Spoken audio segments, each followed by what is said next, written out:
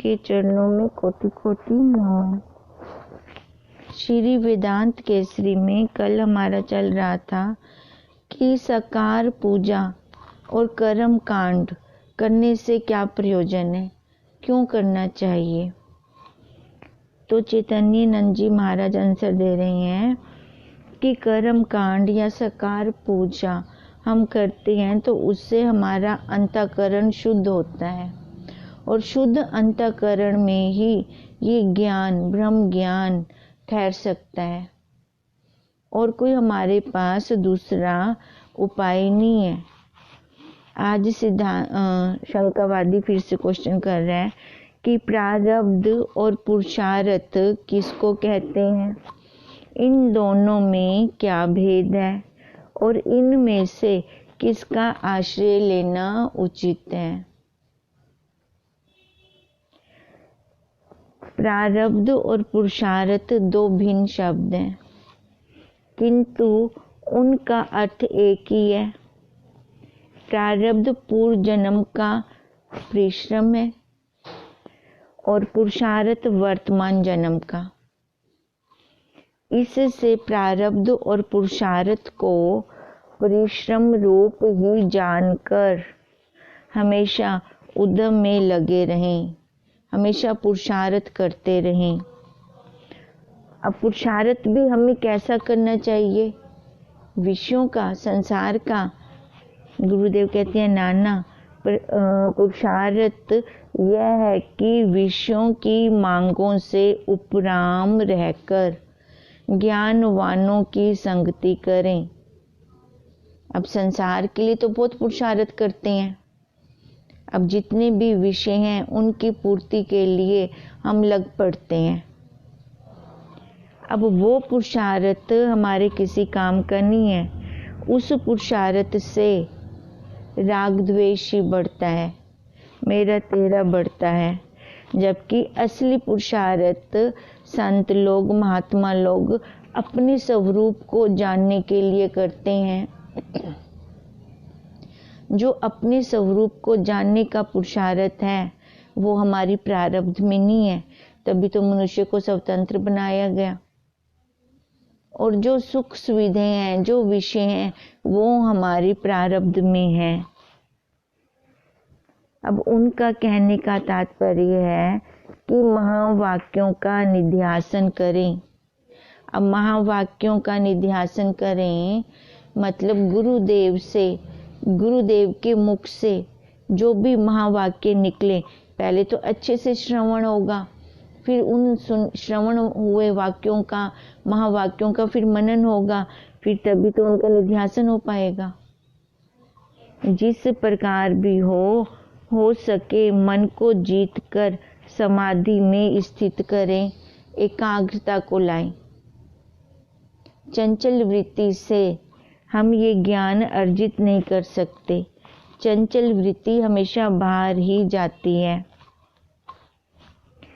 इसलिए हे जिज्ञासु, मन रूपी कोठरी में परमात्मा के बिना तू और किसी को क्यों स्थान देता है।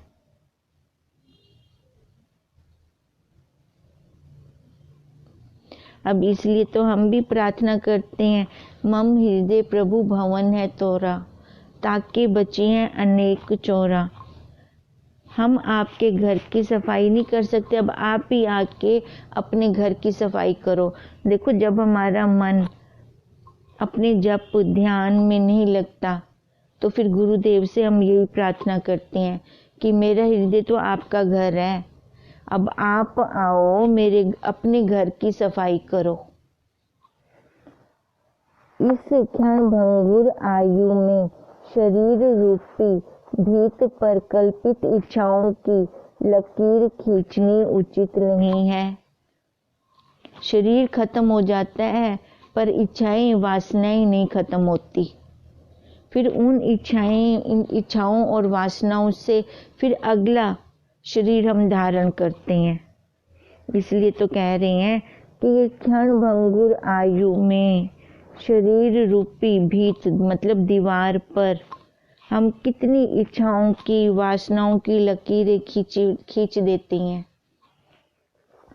यह शरीर मुझे बारंबार प्राप्त नहीं होगा। कौन सा मनुष्य का शरीर, इसकी वैल्यू लें, पहचाने ये मनुष्य जन्म, हीरा मत अनमोल गवाएं। क्योंकि इस मनुष्य जन्म को हम ऐसे ही मेरे तेरे में, राग द्वेष में, खाने पीने में, सोने जागने में ऐसे बेकार करी जा रहे हैं, जबकि इस साधन से हम 84 के चक्कर से भी छूट सकते हैं अगर हम थोड़ा सा पुरुषार्थ कर लेते हैं तो। अतः इस शरीर रूपी मंजिल से मार्ग का भोजन तुम किस लिए नहीं उठाते हो? अब यही शरीर है और इसी शरीर रूपी साधन से हम अपने स्वरूप को ले सकते हैं, उस तक पहुंच सकते हैं।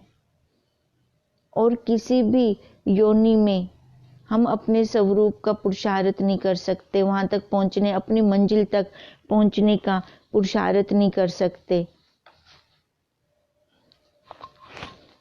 यह देह रूपी कुठाली तुम्हें इसलिए प्राप्त हुई है कि इससे तुम अपने बुरे स्वभाव रूपी खोट को निकाल कर अपने मन को शुद्ध करो। अब मनुष्य में ही खाली बुद्धि विशेष है। अब यही अपनी बुद्धि विशेष का फायदा उठाकर चाहे तो ब्रह्मा भी बन सकता है, क्योंकि इसके अंदर बहुत पावर है। ये अपनी पावर को पहचानता नहीं है और दीनहीन बन के एक एक के आगे हाथ फैला रहा है।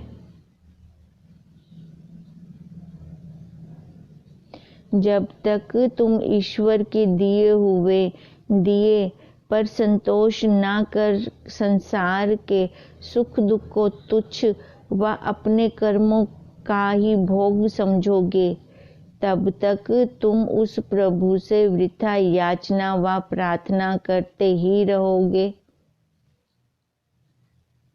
अब क्या कह रहे हैं चैतन्य नंद जी कि जब तक हम ईश्वर के दिए पर संतोष ना करें,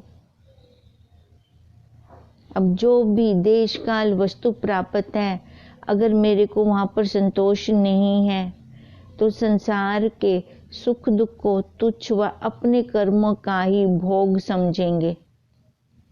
तब तक हम उस प्रभु से वृथा याचना व प्रार्थना ही करते रह जाएंगे, क्योंकि मैंने अलग अलग कर दिया दोनों को, जीव और ब्रह्म को अलग अलग कर दिया। दो में आ गए, वो भगवान बन गए, मैं भक्त बन गया। अब भक्त बनकर उन्हीं के आगे हाथ फैला रहे हैं, दया की भीख मांग रहे हैं, पर वहां से प्राप्त कुछ भी ना होगा। सर्व कामनाओं की पूर्णता की कुंजी मौनता ही है। मौनता मतलब अपने अंदर देखें, वृत्ति को अंतर्मुखी करें। वो खजाना हमें अपने अंदर से ही मिलेगा। बाहर एक एक के आगे गिड़गिड़ाने से हमें वो आनंद, तृप्ति, संतोष नहीं प्राप्त होगा। अब ये कामनाएं, वासनाएं क्यों उठती हैं? कि हमारी मनोते हैं, मन की वासनाएं हैं। मन अति चंचल वस्तु है, इसकी किसी अवस्था पर गर्वित होना उचित नहीं। यह इस प्रकार की सूक्ष्म शक्ति है कि एक संकल्प में संसारिक मोह से वैराग्यवान होकर उदास हो जाता है और दूसरी संकल्प में मोह अथवा संसारिक लज्जा से बंधमान होकर विक्षेपता को भी प्राप्त हो जाता है। अब यही मन चाहे तो हमें अपने स्वरूप की तरफ लेके जाए और इसी मन के कारण हम बाहर विश्व में पहुंच जाते हैं। वहां पर क्या है? बाहर विश्व में क्या है? दुख है, क्लेश है। तभी तो ये जीव उस सुख के पीछे भाग रहे हैं, भाग रहे हैं, भाग रहे हैं, पर उन्हें पता नहीं है ना वो सुख कहाँ से मिलने वाला है। अब वो जीव समझता है कि विषयों में से मिलेगा सुख, पर विषय में तो कोई सुख है ही नहीं। सुख तो उसके अंदर है, उसका आपा आनंद स्वरूप है। अगर सुख विषयों में होता तो देखो, अगर हम किसी की बुरी खबर सुनते हैं और सामने रसगुल्ला रखा है जो हमें अच्छा लगता है, तो उसी टाइम वो रसगुल्ला हम खाते नहीं, छोड़ देते हैं, हमारा मन ही नहीं करता। अगर उस रसगुल्ले में आनंद होता तो एक्सीडेंट की खबर सुनकर हम उसको लेते ना, फिर हमने तो छोड़ दिया उसको। अब आनंद कहाँ था? अंदर, हमारे अंदर, और हम ढूंढ कहाँ रहे थे? बाहर विषयों में। अब यही तो अज्ञानता है, यही तो सबसे बड़ी मूर्खता है। जो वस्तु जहाँ गुम हुई है वहां ढूंढे तो हमें प्राप्त होगी। अभी मन की इच्छाओं और वासनाओं के कारण हमारी वृत्ति बाहर निकल गई। जितना इस मन को वश में किया जावे उतना ही सुख है। इसकी विजय पर अभिमान करना विचार के विरुद्ध है। कई बार थोड़ा सा ज्ञान अर्जित होने पर अपने अंदर अहंकार आ जाता है। मैं तो सुबह ब्रह्म मुहूर्त में उठती हूँ, मैं तो इतने अनुष्ठान मैंने किए हैं, मेरा जैसा तो ज्ञानवान ही कोई और नहीं है। तो इसका मतलब अभी हमने कुछ भी अर्जित नहीं किया। फोफा चन्ना बाजे घना। जो उस स्थिति में आ जाता है तो उसका मौन हो जाता है,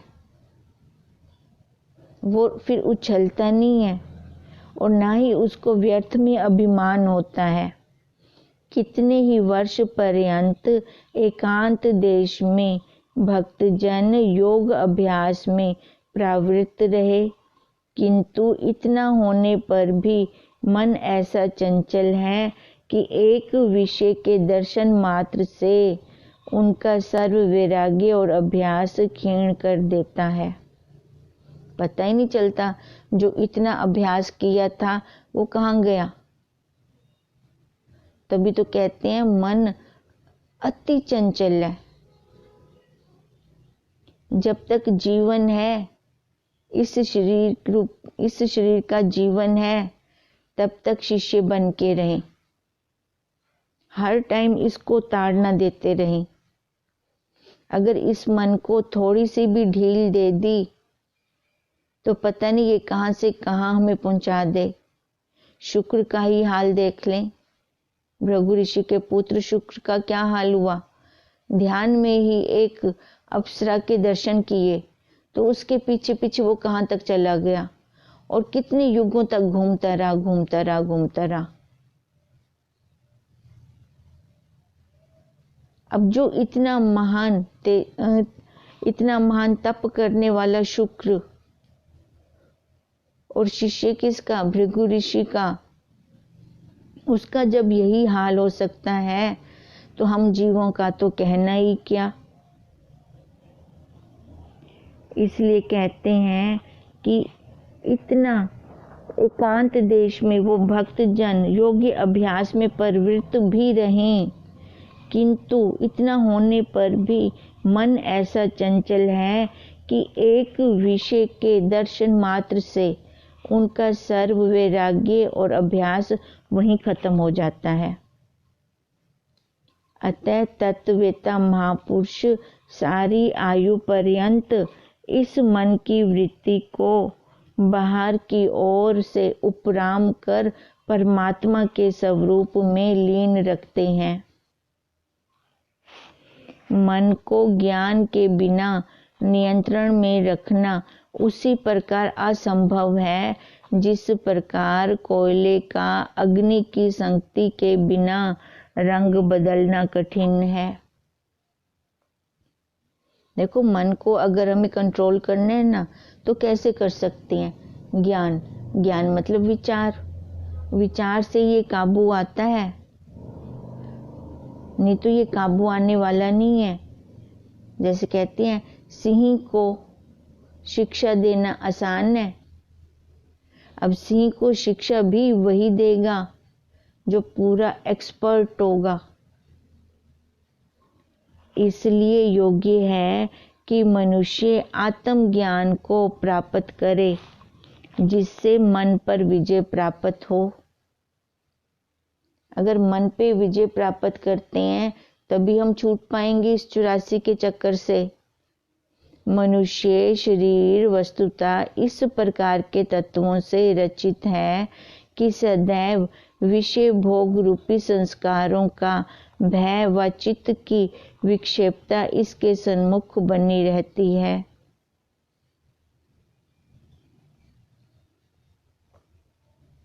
अब क्या कह रहे हैं गुरुदेव कि इस शरीर की रचना ही इस प्रकार की गई है कि ये विषय भोग की तरफ अपने आप जाते हैं ये इंद्रियां, और छठा इनके साथ मन मिल जाता है, जिससे अगर कोई विषय प्राप्त नहीं होता तो देखो चित्त में विक्षेपता आ जाती है, और जब तक उस विषय का भोग नहीं कर लेते तब तक ये मन विक्षेप ही रहता है, वहीं पे ही रुक जाता है। पांचों ज्ञान इंद्रियां मन के बहिर्मुख होकर विषय भोग के एकत्र करने का साधन है।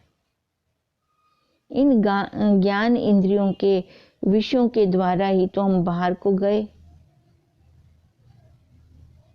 और वहां पर हमने अपनी इंद्रियों की गवाही देनी भी शुरू कर दी। कान इंद्री का विषय शब्द, अब कानों ने गवाही दी, हाँ मैंने अपने कानों से सुना है। देखो संसार में तो ये इंद्रियां अपने आप जाती हैं, विषयों में अपने आप जाती हैं, पर उनके पीछे भी तो कोई बैठा हुआ है। कई बार हम कहते हैं ये फिल्म देख के तो देख, एक बार तो देख के देख। अब देख के देख, उसके पीछे भी कोई देखने वाला बैठा है। ये खाना तो एक बार खा के देख, अब खाएंगे कैसे, उसकी गवाही कौन देगी? रसना इंद्री। अब खा कर तो देख देख, उसके पीछे भी कोई देख रहा है, कोई जनवा रहा है। इन पांचों ज्ञान इंद्रियों को, इनके विषयों को जानने वाला तो एक है। अब उस एक के द्वारा ही तो इन विषय भोगों का भोग हो रहा है, पर हमारी दृष्टि उस एक पर ना जाकर नाना पर जाती है, तभी ये बाहर की तरफ चली जाती हैं इंद्रियां। जब तक मन उपराम ना हो इन विषयों से, तब तक इंद्रियों का दमन कठिन है। इन पर रोक लगाना बहुत मुश्किल है, क्योंकि यह दोनों परस्पर आश्रित हैं, एक दूसरे पर आश्रित हैं।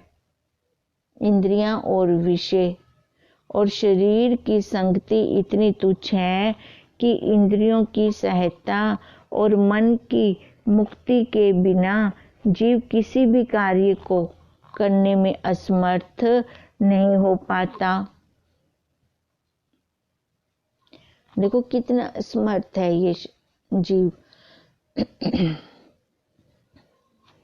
अगर इंद्रियां भी पुष्ट नहीं है और मन भी हमारा अगर सही नहीं है तो कोई काम नहीं कर सकते हम।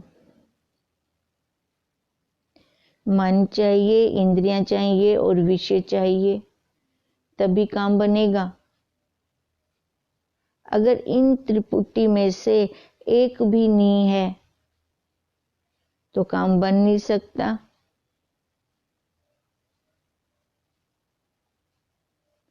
अब स्वेटर बनाना है, स्वेटर बनाने के लिए वो साधन सिलाई चाहिए, ऊन चाहिए, और मन भी हमारा साथ में हो तभी वो स्वेटर बनेगा। अगर मन नहीं है, ऊन भी है, इंद्रियां भी हैं, पर मन में विक्षेपता है तो भी नहीं बन सकता। देखो, ये त्रिपुटी का होना, अगर संसार का कोई भी हमें कार्य करना है तो इस त्रिपुटी का होना बहुत जरूरी है, क्योंकि यह दोनों परस्पर एक दूसरे पर आश्रित हैं और शरीर की संगति इतनी तुच्छ है कि इंद्रियों की सहायता और मन की मुक्ति के बिना जीव किसी भी कार्य को करने में असमर्थ हो जाता है। अतः विचार की प्रबलता और समाधानता की अपेक्षा है।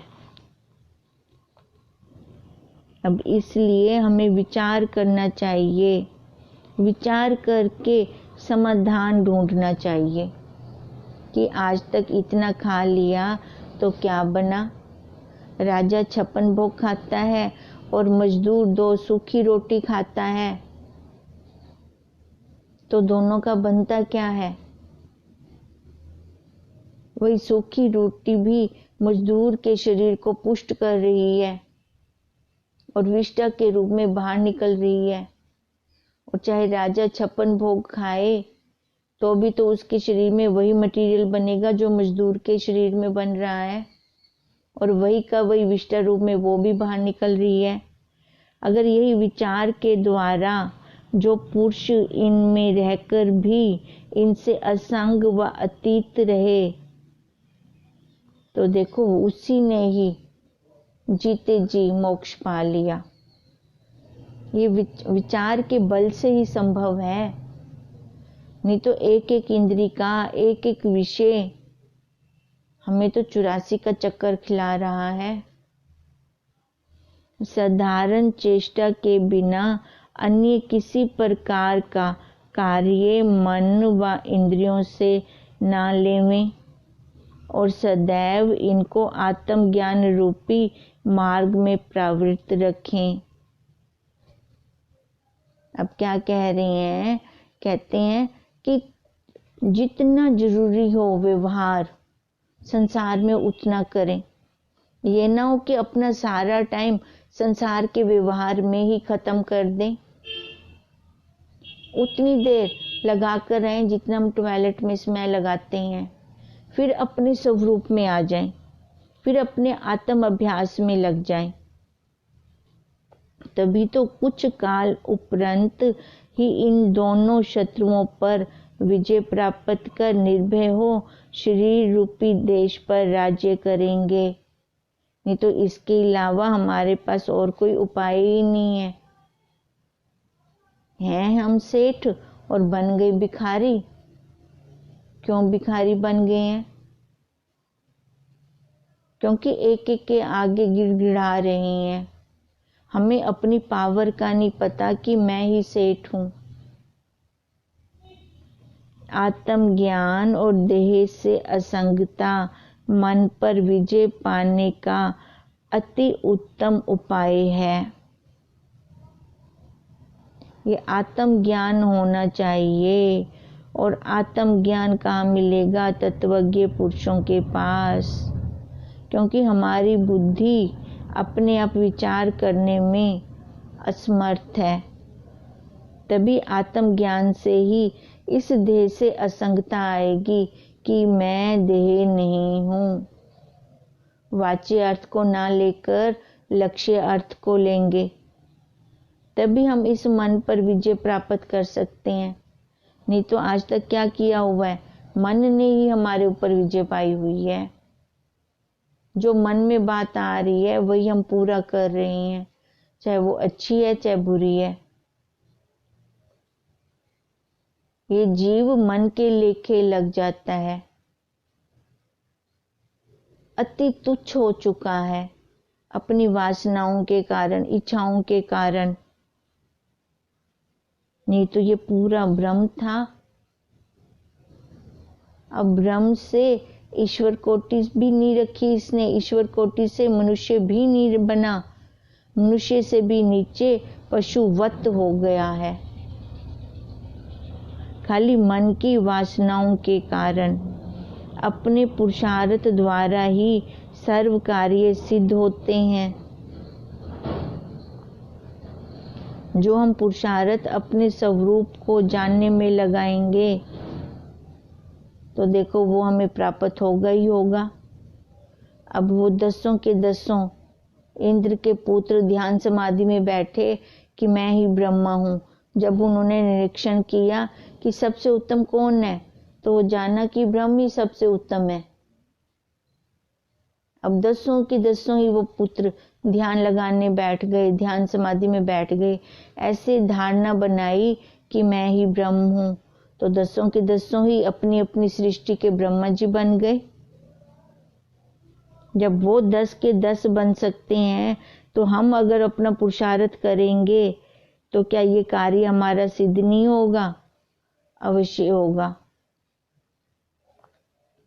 पर एक बार पुरुषार्थ करें, अगर इस तरफ चलते हैं तो देखो माया भी बहुत विघ्न डालती है, रूप बदल बदल के हमारे सामने आती है। निसंशय माता पिता के वीर्य का भी प्रभाव होता है,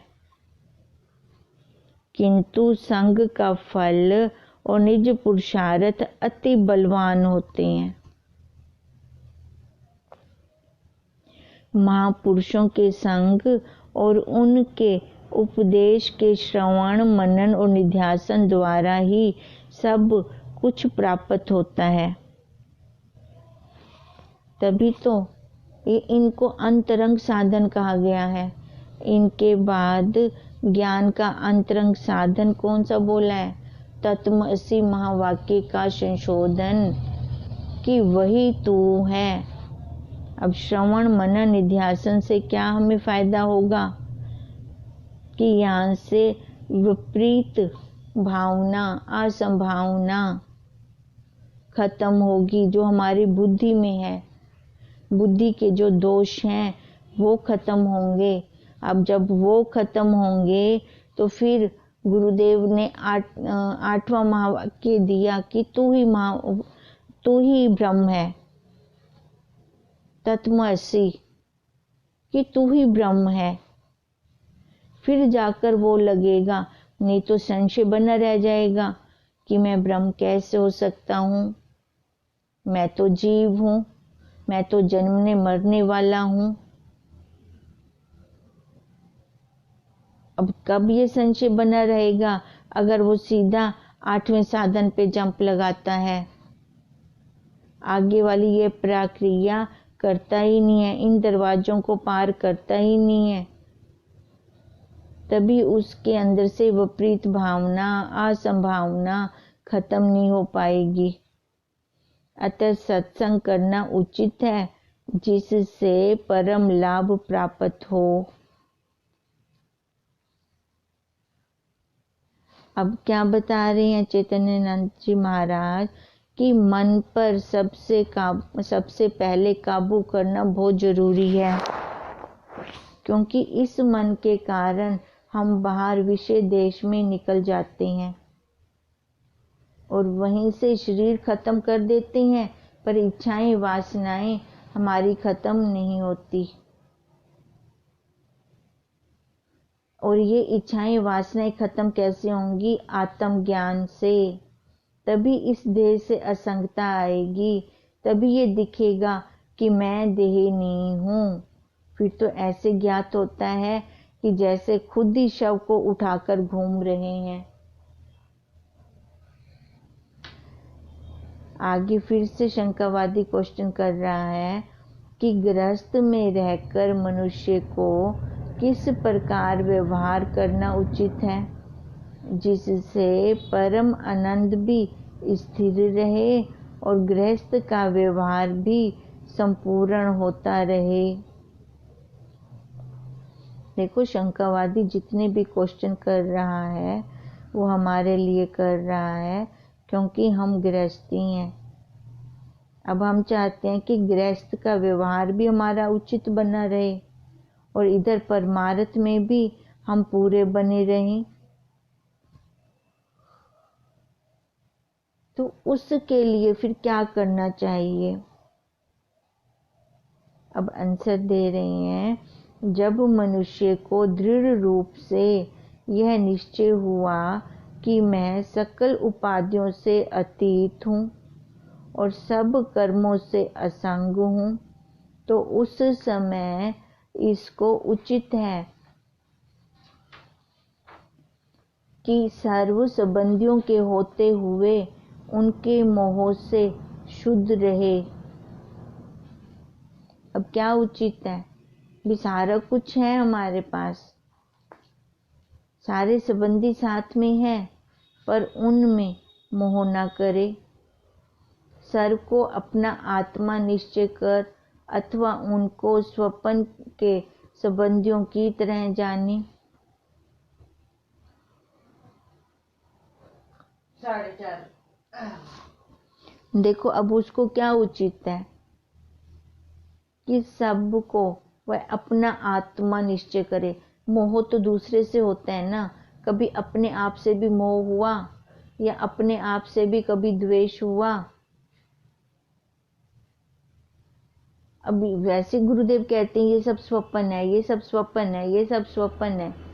अब स्वप्न है तो बच्चे भी स्वप्न हो गए, पति भी स्वप्न हो गए, सास भी स्वप्न हो गई, और घर के जितने भी घर परिवार में जितने संबंधी हैं तो वो भी स्वप्न हो गए। अब जैसे हम एक स्वप्न में कितने लोगों को मिलते हैं, पर उस काल में तो हमें वो सत्य लग रहे होते हैं, पर जैसे ही जागृत अवस्था में आते हैं तो मिनट नहीं लगाते स्वप्न कहने में। अब ऐसे हम जिस साधक को, जिस जिज्ञासु को ये दृढ़ता हो जाएगी कि यह सब स्वप्न है, तभी वो मुक्त हो पाएगा। इनमें से जिस युक्ति को अपने अनुकूल समझें, वही युक्ति इस मुक्ति का हेतु है। या तो सब स्वप्न जाने, या तो फिर मोह ना हो परिवार में। इसकी परीक्षा यह है कि जब कोई संबंधी रोगग्रस्त हो जाए, कहीं बाहर चला जाए अथवा किसी की मृत्यु हो जावे, उस समय उसका मन शोकातुर होकर विक्षिप्त न हो, अथवा जब कोई संबंधी स्वस्थ हो जावे, चिरकाल पर्यंत आकर मिले, तो उस समय उसका मन गर्वित न हो, किंतु हर्ष शोक में सदैव समान स्थित रहे। चित्त को मोह से शुद्ध करने की यही युक्ति है। धन व अन्य पदार्थों की प्राप्ति में भी इसी कसौटी को रखें। अगर धन मिल जाता है तो खुश ना होएं, अगर काम में घाटा हो जाता है तो रोएं ना। सम अवस्था, समधि अवस्था, समाधि, जब बुद्धि सम हो जावे, जो जो कर्म समय अनुसार हों, उनमें अपना संबंध ना माने, क्योंकि प्रारब्ध वश इंद्रियों द्वारा स्वतः ही कर्म सिद्ध होते जाते हैं। जो हमारी प्रारब्ध में लिखा हुआ है वो स्वतः हमें मिलेगा। हमारी इंद्रियां स्वतः उस कर्म में लग जाएंगी और इसी के अनुसार कर्म करने की इच्छा उत्पन्न होती है। जो प्रारब्ध में है वही इंद्रियों से स्वतः होता है और उस कार्य को करने की इच्छा पहले ही मन में आनी शुरू हो जाती है। अब इसलिए जिज्ञासु को, गृहस्थी को अब यही उत्तम है कि वो सब प्रकार का व्यवहार करे, क्योंकि ये शरीर है तो कर्म है, पर आदर वो ज्ञान को दे, अपने ज्ञान में ही स्थित रहे, मैं देख रहा हूँ कि हाथ कर रहे हैं, कान श्रवण कर रहे हैं। मैं इन सब का साक्षी हूँ, इन सब को देखने वाला हूँ। ये गवाहियाँ इंद्रियां देनी शुरू कर देंगी। अब उसको यही उत्तम है कि इन सब को देखकर युक्ति को ले, या तो मोह हटा दे या फिर सब स्वप्न है, सब स्वप्न है, सब स्वप्न है। इन दोनों में से किसी एक भी युक्ति को अगर लेता है तो उसी के अनुसार कर्म करने की जो उसके प्रारब्ध में है वो उसको स्वतः ही आकर प्राप्त होगा।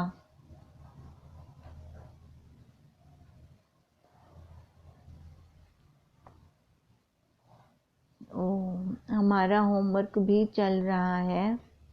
स्पर्श है किसी भी वस्तु को, ठोस को, सॉफ्ट को, किसी को भी हम टच कर रही हैं तो उसका हमें अनुभव हो।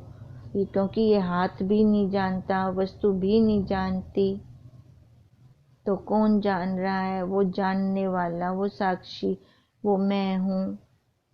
अब ऐसी इंद्रियों को उस एक में लेके आना है।